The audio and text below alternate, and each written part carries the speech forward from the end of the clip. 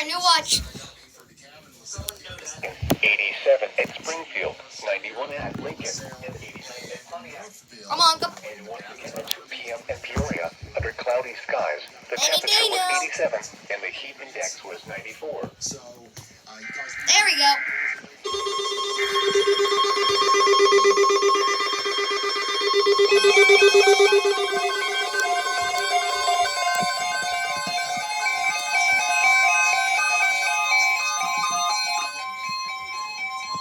The National Weather Service has issued severe thunderstorm watch number 304, effective until 10 p.m. This watch includes the following counties in Illinois: Marshall, Mason, McLean, Caswell, and Woodford. Remember, a severe thunderstorm watch means the conditions are favorable for the development of severe weather, including large hail and damaging winds in and close to the watch area. While severe weather may not be imminent, persons should remain alert for rapidly changing weather conditions and listen for later statements and possible warnings.